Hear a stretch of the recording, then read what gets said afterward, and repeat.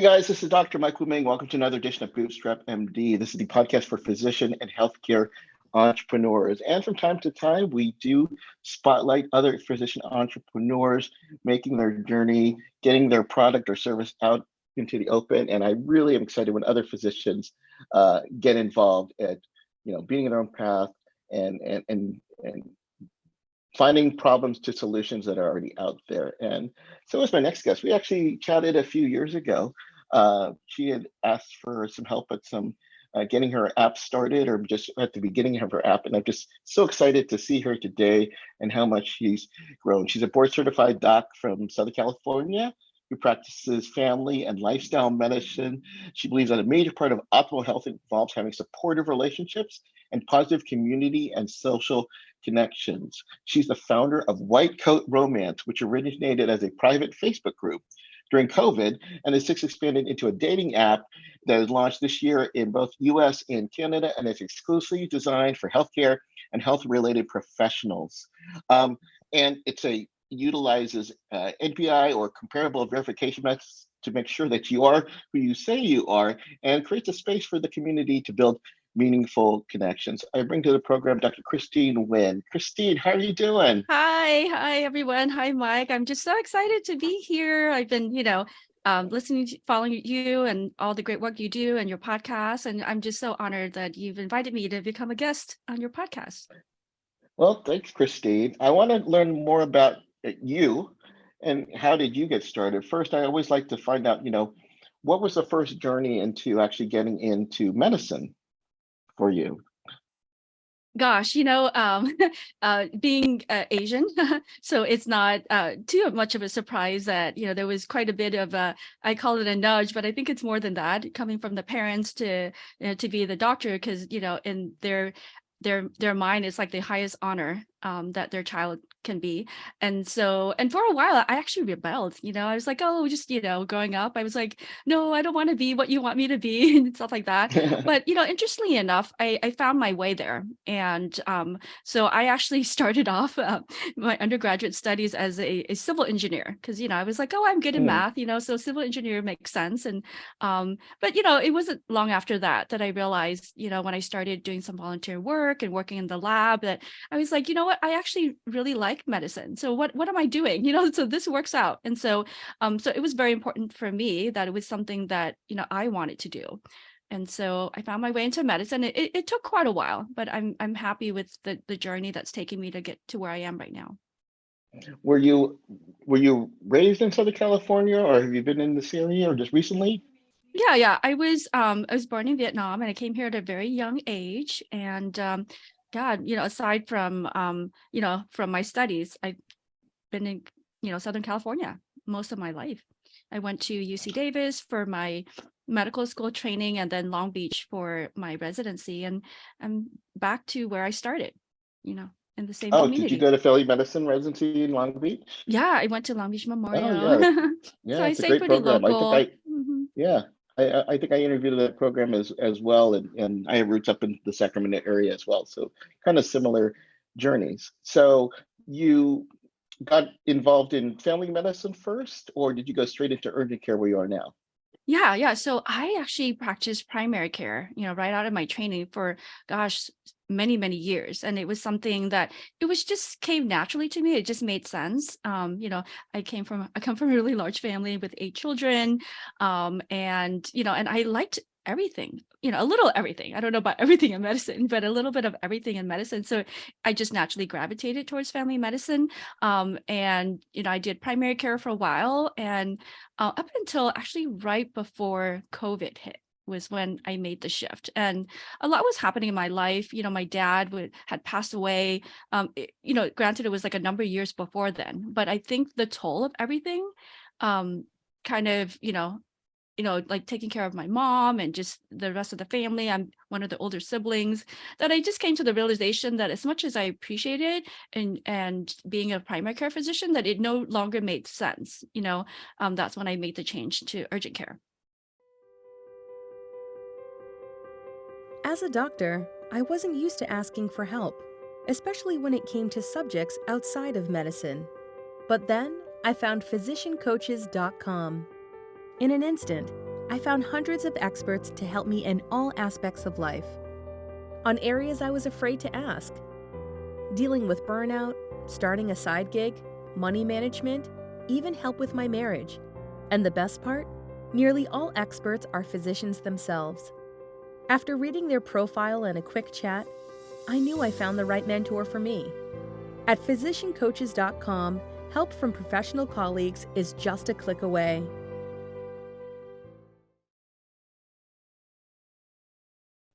Okay, so you waited to urgent care. Also, in the biography, it mentioned you were involved in lifestyle medicine. Now, some people on this who are listening to this may not know exactly what is lifestyle medicine. Can you tell us more about it? Yeah, absolutely. So lifestyle medicine was actually very new to me. I actually didn't even know that existed until COVID hit. And I credit the LGA, Leverage Growth Accelerator Group, and just being in that community and learning from some of the wonderful, amazing members, like yourself, about lifestyle medicine. And so just in short, lifestyle medicine is using evidence-based approach to prevent, treat, and reverse chronic lifestyle related diseases. And there are 6 pillars, and they include adopting a whole food, plant predominant eating pattern, regular physical activity, restorative sleep, stress management, avoiding risky toxic substances like tobacco use, and then also the importance of community and social connection, which is the piece that have really been a big part of what I do now. Was the So the yeah, can you community. give an example in the urgent care? How do you use lifestyle medicine? Because obviously, because of the nature of it, you probably don't get a lot of time to spend and counsel with patients.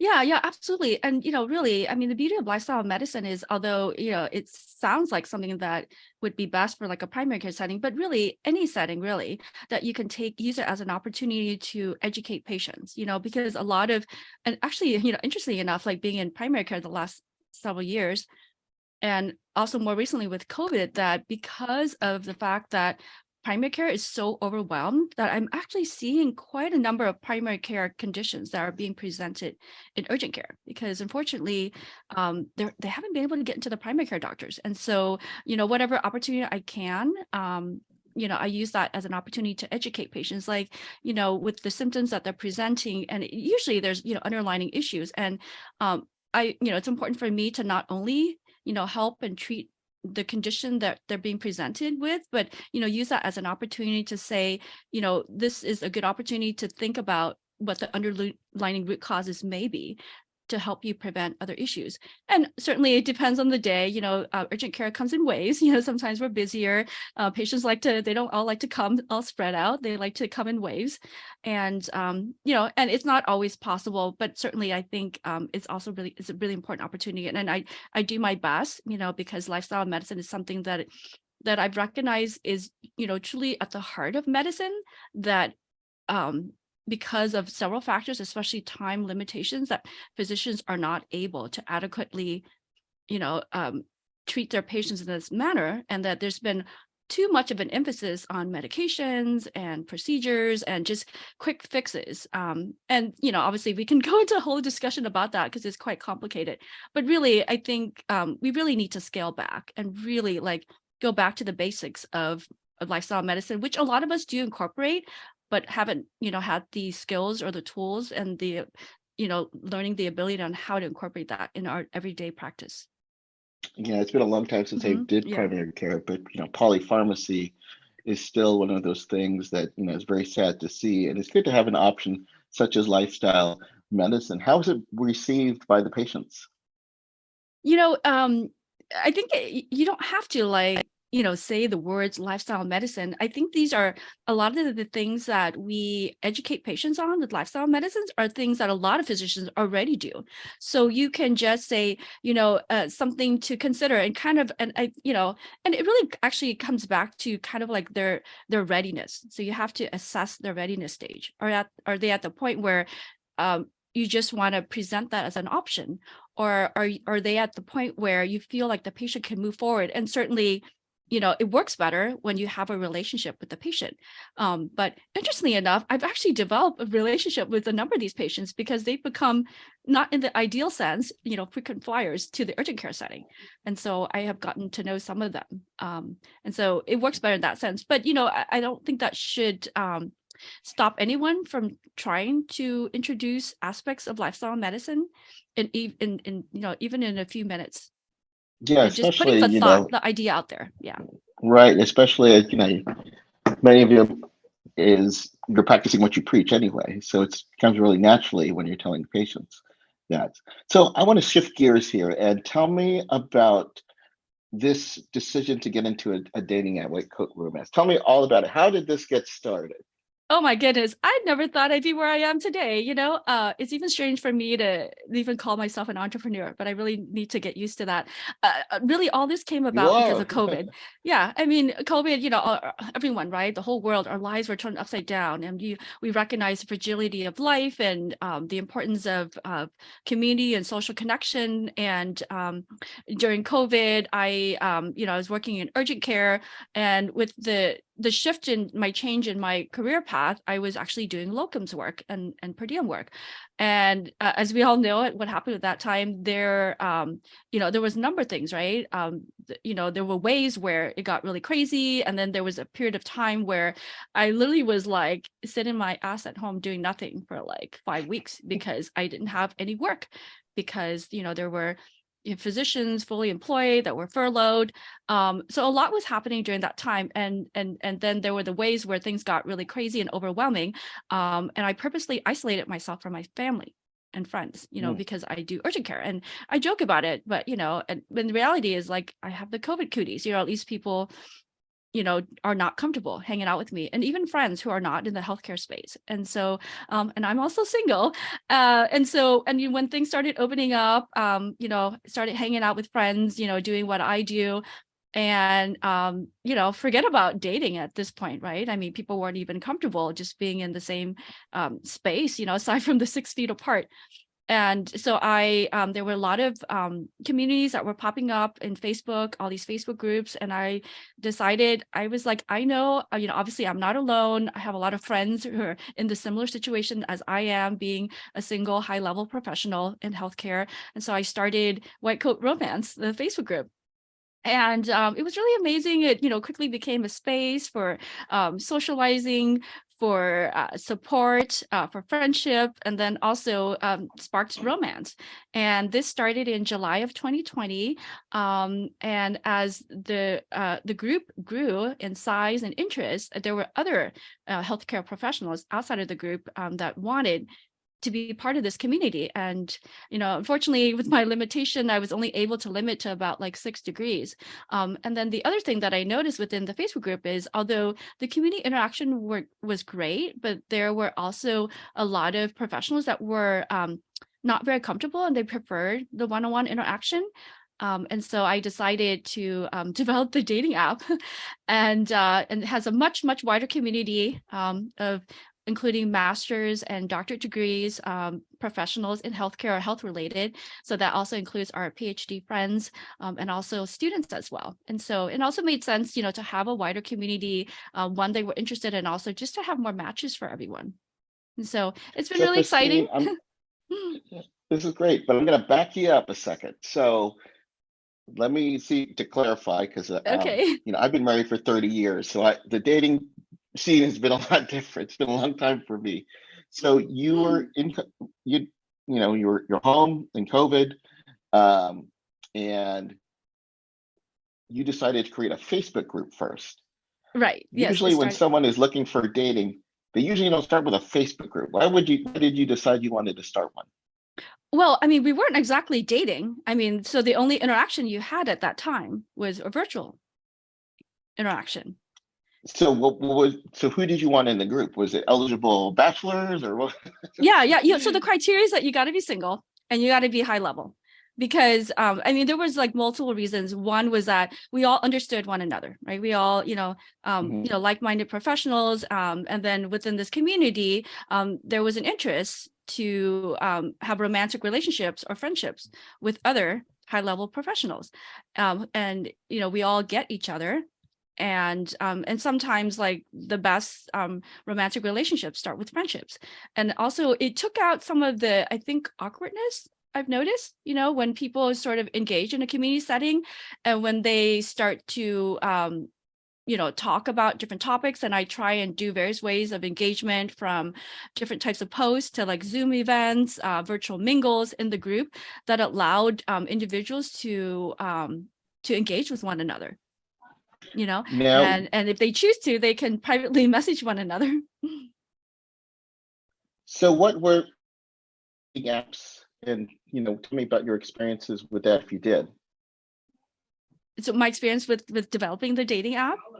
No, did you try other dating apps when you were Did I try? Yeah. So I have, like, on and off, over the years, and there were times where I was more active. Of course, started off with Match. Everyone familiar with Match, is like the one that started it all. And and like most people, like it was frustrating. It was definitely frustrating. And I feel like it's gotten worse. There's a lot of scammers, there's catfishers, and it's really, and then there's, and as also being a physician, there was always the concern about, well, should I put my degree on there? Will I attract a certain type of person that would be interested in me, not because of who I am, but of my title? And and there was like all those different concerns. And then also I felt like there was a gap in the modern dating world for high level physicians and other high level professionals, that I felt like it wasn't adequate for us. And so all this really came out of a need, a frustration, that I wanted to design a dating app that I and my friends wanted to use, and to be able to minimize as many pain points as possible, that I can. And so that's really the goal that I've been working towards. And I've just been really excited about, where we've come to this point. So I'm going to ask you a little bit of personal question, so we can always edit this later. So when it comes down to like your friends, are you usually the type of person where they try to match you up with someone else, or are you the matchmaker and you try to match your friends up, or do you not get involved whatsoever? Oh, it actually goes both ways. And so early on, there was a lot more of like, hey, I'd like you to meet somebody. I know a great person for you. And then I do the same with my friends. But over time, especially if you've been out of training for a while, that your networks, they, I don't know if the word is die out. It sounds dramatic. But after a while, you end up not like among your friends that you hang out with, like there's no more new people to introduce to one another. And so that's where, making new friends is, is another great way to expand your network. So the dating app is actually a really good way, just dating apps in general, as much as we don't love it, but it's really a great way to expand your network. So you got the Facebook group going, you're getting some interaction, you're doing some things to start socializing. How long was the Facebook going where you started knowing I need to do something a bit more? How long, and what was kind of like the pivot for you decided I'm going to go full force on an app? Oh gosh, it actually, like, I started the Facebook group in July in 2020, and actually even a few months later, that was something that I wanted to do, and there was interest expressed on wanting to do this. But I have no tech or business background. I don't know what I'm doing. All I know is this is something that I want to do, and so it took me, over 2 years, like, yeah. And so that was unexpected. There was just a lot of hurdles along the way. Can you tell a little bit about the process? Can you tell a little bit about the process? We've had a few people come in and they've developed apps. So it's always great to hear your kind of journey of how you found someone, especially since you say you're not very technical. Yeah, not at all. And so just, initially I was going to have a friend of mine do it for me. And then I found out, I knew my brother-in-law is in IT. And then I found out through my sister that he's like worked on a dating app, with a prior company in the past. And he's like, I can do it for you. Right. But like it went to production. And so, he worked for me for a while, and being a one-man show to do all this, and plus with COVID and with his job, he had a full-time job, and that actually took a while. And then I think after a while we both realized that this is not working out, because apps are complicated. There are a lot of bugs that happened, and then you have to be able to accommodate all the different Androids versions and types, and all the different Apples, and even like iPad. One may look great on one screen, not so great on another screen. And it became very apparent after a while that we needed more help. And so I've been working with a developer, and that's been also a process as well. Being able to find the right developer, and having them understand like your vision and to carry out. And so, and then unfortunately, even with a developer, they have lives like the rest of us, with the team. And so COVID really took a hit, with members being sick with COVID, or their family being sick, and just life events happening. And then and I was like, it was very frustrating for a while, but some of it was within our control, my control, that I think part of it was me learning on how to be a leader as well, and how to guide this process, and just learning the world of apps. And then also the other part was, working with the developer. And that, I think that would be the key thing, is being able to find the right developer. And that's still a work in progress. Was this developer, was this someone local to you, or was this someone overseas? Yeah, it was overseas through a recommendation in India. And so there's pros and cons with that, right?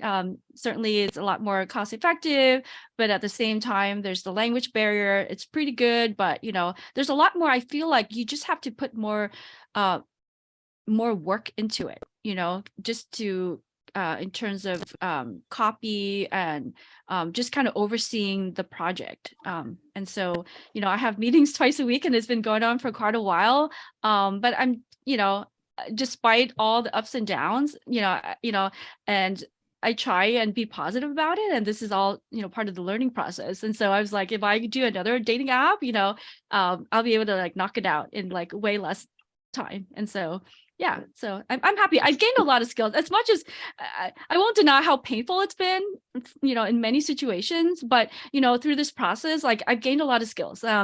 I was never much of a social media person. And now, we have 6 social media channels. I have an email list. I've learned to be comfortable with social media. I learned to do live events. I've learned to interview. And so these are skills that I've gained along the way. That is all part of the journey. That's great. So the app launched. And when did it launch? Yeah, so it launched in the US mid-February this year. And then I rolled it out to Canada at the end of March. So our Canadian friends are also in the group as well. So we're super excited on that. And it's available in Google Play, and also in the App Store as well. And the App Store took a while. Even that was also a learning process as well. But it finally happened. So let's talk about the app. It's White Coat Romance, and you can go to whitecoatromance.com where you can download it. I'm looking at it now. Can you walk us through the dating app? How does it work? Yeah, so the dating app, it's a niche app. So it's, certainly not for everyone. So, we do have a smaller community, compared to like, the big apps out there, like the Tinder that we hear about, the Hinge, the Bumble, Match. So it's really less than 5% of your typical dating app, if you were to max it out. But, it's a community of quality professionals. And so and most people tend to not just be on one dating app. They tend to join more than one, but this is certainly a niche app for someone who desires to have a romantic relationship with another, high level professional. And so you just build a profile, but really the key distinguishing feature here is the verification process. So you can't just create an account and just you are. And so, I do request that, we verify everybody, that you are, you are who you are, you say who you are. And so whether it's NPI, which is the National Provider Identifier, or your license, I list a couple of options. And then in Canada, depending on the province that you're in. So for example, CPSO is for the Ontario folks, for example.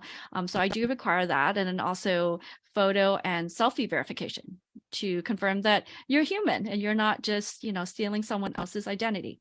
And so, with that, it's I've been able to really dramatically, like the likelihood of, certainly I'm sure they were able to figure it out, and this app is not going to be immune from, any scammers or bots, but the likelihood of that is very, very minimal. And I'm currently on the site now. Looks great. Again, just like you says, for healthcare, health-related professionals, PhD students, MDs, DOs. And right now it's currently free. Is that correct? Yeah. So it's free right now. It's still early in the process. And so I'm excited because I'm also in the process of building out a community engagement feature, because I wanted to bring some of that magic of the Facebook group in it, because I recognize the importance of that, because, even for myself and among my friends, like traditional dating apps don't work. It's very two-dimensional, unfortunately, you get like a few seconds on each profile because it's typically based on whether or not there's an attraction, right, to begin with, and so, I think, a lot of us would agree that we have met some of these, people in the wild, like in real life, the likelihood of, being interested is a lot higher. So I wanted to add in that community engagement part for folks that would like to have that. And I think it's a good opportunity for everyone to get to know each other better, through the community engagement, which is something I'm building out right now. So I'm super excited because I really don't want to just, develop just another dating app. It doesn't make sense because there's so many of them out there, it doesn't make sense. And I don't want to do it. I don't want to do it typically. I need to do something different because it hasn't worked. And I'm very confident that, I'm doing that. And so, yeah. And then along the way, I'm just getting feedback from this community and what works and what doesn't work for them, because at the end of the day, I want to do this for us. So any success stories you can share? Yeah. Oh my gosh. It's been really exciting. So far, at least from the Facebook group, we're now on to the fourth wedding. So there's a couple, fourth one getting married. Wow. We also have a couple that has a baby. So yeah, it's just super exciting. And it's just, I'm a hopeless romantic and this really warms my heart. And I love, seeing, when people connect, whether it starts off as friendship or they hit the ground running. And I've also, trying to figure out different ways on how to help this community engage, because I feel like we give so much, we do so much for everyone, and we tend to be last.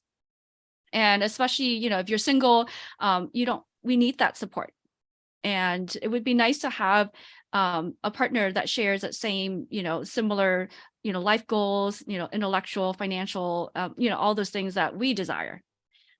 So that's why I wanted to create this space that was safe, that was authentic, that was secure, a way for us to be able to find love or companionship, or if you're just interested in friendly conversation, and beyond that, just to build this community that I feel like it's been lacking, that I want to create this space for this community. Well, it's awesome. I hear the passion in your voice, and I really appreciate it. And first off, you are an entrepreneur, so congratulations. Thank you. To I need yourself. to hear that. Because many people have ideas, but without implementation, it's just an idea. You actually went out, you found a problem that was out there, and you did your darndest to find a solution. So again, the website is whitecoatromance.com. It's available in both Google and the Apple store, but you can go to that website and you can download it there. What have you, in our last remaining time, what have you learned? I mean, what are some maybe takeaways you had from this whole journey of, building this Facebook group and then into an app that you can share with our audience today? Yeah, I think the biggest one that, is really just take action, just any action, really. Whatever it is that you want to do, don't worry too much about the how, because literally just, when I tell, when I make new friends and I tell the story and they're just like, wow, what made you decide to take on something like this? Like, are you want to take over Tinder? And, they joke about the big dating apps. I go, no, I mean, it was something that was born out of a need. And I just took that first step, as scary as it was.